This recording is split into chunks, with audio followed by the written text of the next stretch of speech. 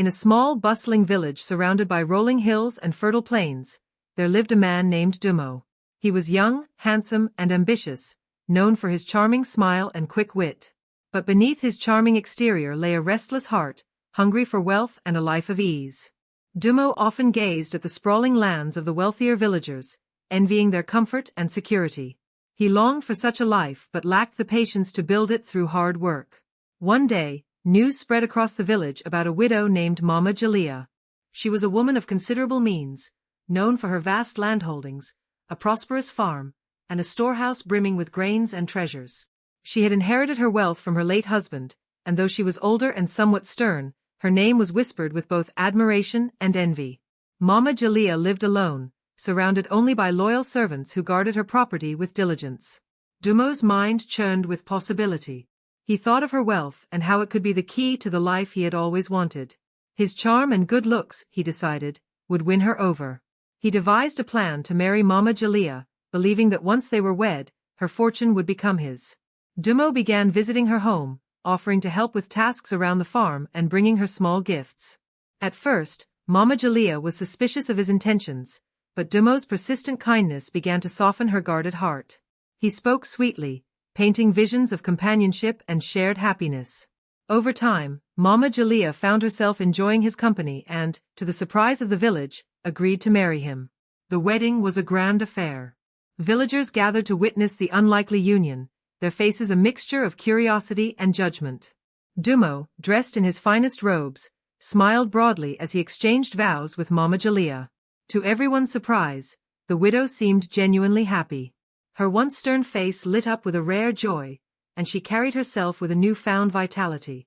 For the first few months, life was everything Dumo had imagined. He lounged in the shade of Mama Jalea's grand house, ate the finest meals, and enjoyed the respect that came with his new status. But he quickly grew restless.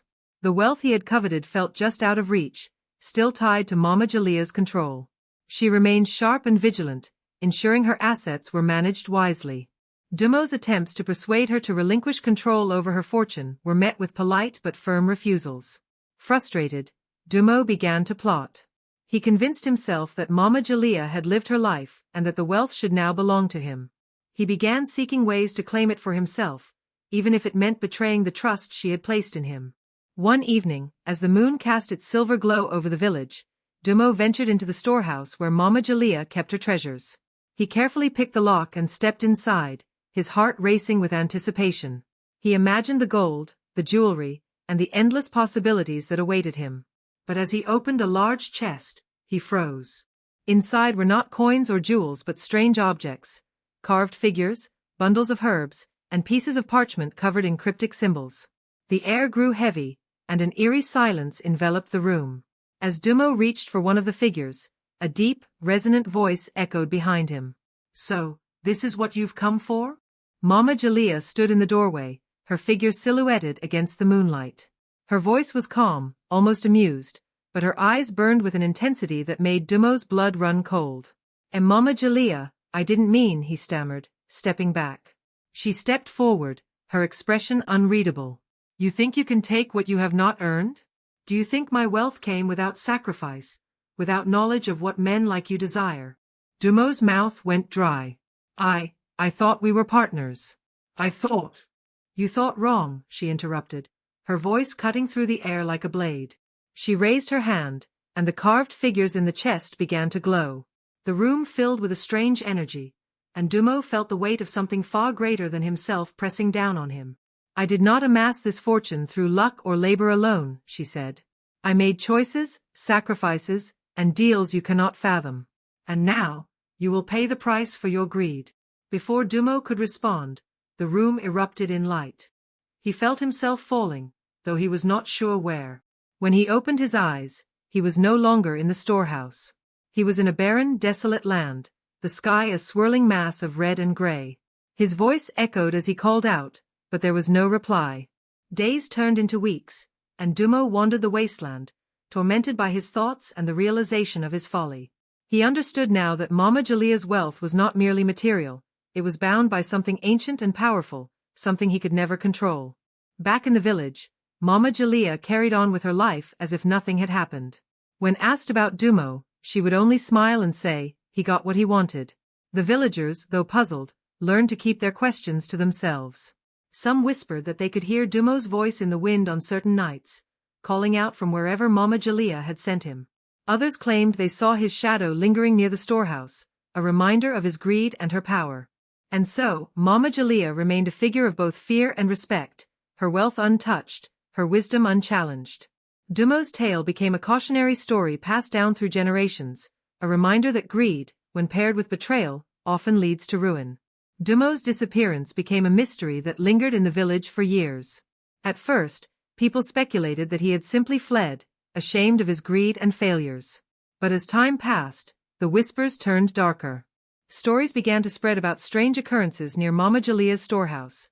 Faint, anguished cries in the dead of night, flickering lights that seemed to move of their own accord, and the unsettling feeling that one was being watched. Mama Jalea, however, remained calm and unbothered by the rumors. Her demeanor was as composed as ever, her farm thriving under her meticulous care. She spoke little about Dumo, dismissing inquiries with a wave of her hand. "The choices we make have consequences," she would say cryptically. Her words only fueled the village's curiosity and fear. One stormy night, a group of curious young men decided to investigate the storehouse. They were tired of the rumors and eager to prove their bravery. Armed with lanterns and sticks, they approached the ominous building, their steps hesitant but determined. The air was heavy with the scent of rain and earth, and the wind howled through the trees like a mournful spirit. As they pried open the door, they were met with darkness so thick it seemed to swallow their lantern light. The inside of the storehouse was eerily silent, save for the faint sound of their own breathing. They stepped cautiously, their eyes darting around for any sign of the treasures or magic they had heard about. At the center of the room, they found the same chest Dumo had opened. It was closed now, its surface gleaming as if freshly polished. One of the men, bolder than the rest, reached out to touch it.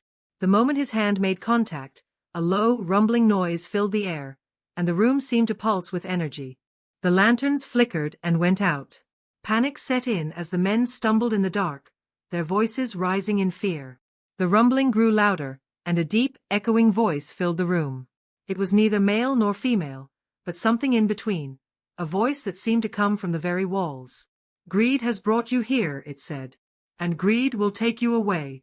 The men screamed as the floor beneath them seemed to shift. They felt themselves falling, though the sensation was more like being pulled into an abyss. When the villagers came searching for them the next morning, there was no trace of the young men, only the unopened chest, sitting quietly in the center of the storehouse. The villagers, now terrified, stopped speaking of Dumo altogether. The storehouse was avoided at all costs, and even Mama Jalea's name was whispered with caution. Her wealth and power became less a point of envy and more a source of awe and dread. But Mama Jalea herself was not immune to the weight of what had transpired. Though she remained strong and resolute, there were moments when she would sit alone by her fire, her expression distant. She would look toward the storehouse with a flicker of sadness in her eyes, as if remembering something long past. What no one knew was that Mama Jalea had not always been so formidable. She, too, had once been young and hungry for more than life had given her. The power she wielded had come at a great cost, a price she had paid willingly but never forgotten. Her experiences had shaped her into the woman she was, wise, cautious, and unyielding. As time passed, Dumo's story became a legend, told to children as a warning against greed and dishonesty. The villagers spoke of him as a cautionary figure, a man whose ambition had led to his undoing. Yet, some believed he was not truly gone. On certain nights, when the wind howled through the village, a faint voice could be heard, calling out in sorrow, "Mama Jalea, forgive me." Mama Jalea, sitting by her fire on those nights, would close her eyes and sigh. Whether she forgave him or not, she never said. Her life continued, a mix of triumph and solitude, her legacy cemented as both protector and cautionary figure. Years later, when Mama Jalea passed away, her funeral was a quiet and somber affair. The villagers buried her in a place of honor, near her home, but no one dared touch the storehouse. It remained locked, untouched, and over time, nature began to reclaim it. Vines crept up its walls, and the once pristine building faded into the background of the overgrown farm. But the legend of Mama Jalea and Dumo endured. Travelers passing through the village would sometimes ask about the mysterious storehouse, and the villagers would share the tale with a mix of pride and fear. It became more than just a story, it became a part of the village's identity, a reminder of the thin line between ambition and destruction, and the unyielding power of choices made in pursuit of greed. Years turned into decades, and the story of Dumo and Mama Jalea became a central part of the village's folklore. Children grew up hearing the cautionary tale, their imaginations painting vivid pictures of the enchanted storehouse and the mysterious fate that had befallen Dumo. The village, once vibrant with bustling markets and open fields, began to change with time. New generations brought new ways of life, but the abandoned storehouse remained a haunting relic of the past, standing as both a warning and a mystery. One day, a young woman named Ayanda, a descendant of Mama Jalea's distant relatives, arrived in the village. She was a scholar with a passion for uncovering forgotten histories and long-lost truths. Ayanda had heard whispers of the legend in her travels and felt compelled to visit the place where it all began. Armed with curiosity and courage, she sought out the villagers, eager to learn about the tale in detail. The villagers, however, were wary of Ayanda's interest. "The storehouse is cursed," they warned. "Those who meddle with it never return." But Ayanda was undeterred. She saw the story not as a tale of fear but as a lesson buried under layers of superstition and time. She believed there was more to the story, something deeper, something human. Late one evening, as the sun dipped below the horizon and shadows stretched across the village, Ayanda made her way to the storehouse. It was overgrown with vines, the wood weathered and warped by the years, but the aura of mystery around it was unmistakable. The air grew colder as she approached, and a strange stillness settled over the area. Yet, Ayanda felt no fear, only a sense of purpose.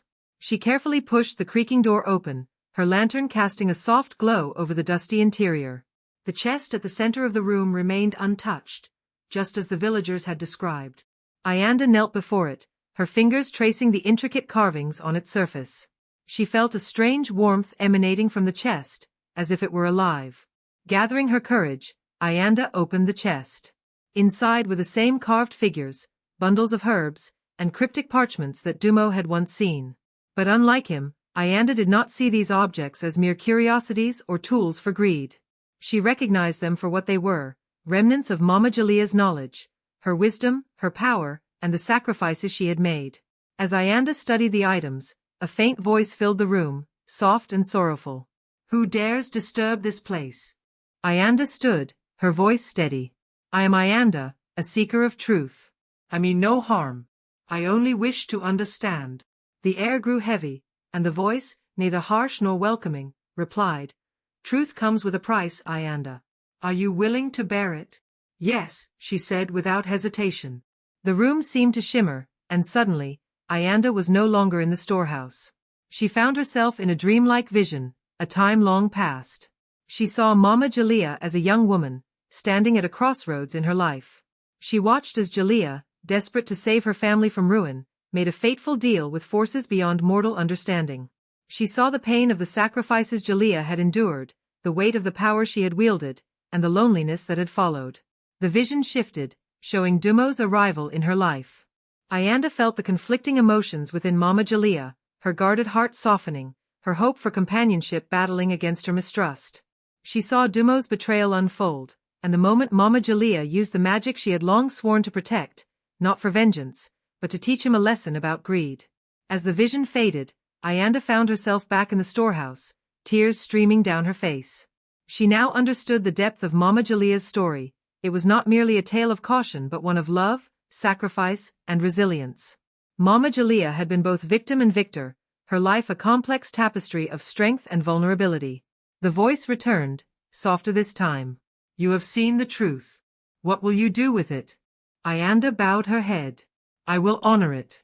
I will ensure that her story is told not as a warning of fear, but as a testament to her courage and wisdom." The warmth in the room intensified briefly, as if in approval, and then faded. Ayanda carefully closed the chest, leaving the storehouse as she had found it. When she returned to the village, she gathered the elders and shared what she had learned, weaving Mama Jalea's story into a narrative of empowerment and legacy. From that day forward, the storehouse was no longer seen as a place of curses but as a symbol of resilience and history. Ayanda's efforts to preserve and honor Mama Jalea's memory transformed the tale into a source of pride for the village. The story of Mama Jalea and Dumo lived on, not just as a cautionary legend but as a reminder of the strength and sacrifices that shape every legacy. And though the villagers still whispered about the mysterious voice that sometimes lingered in the wind, they no longer feared it. Instead, they believed it was Mama Jalea herself, watching over the village, ensuring her story would never be forgotten.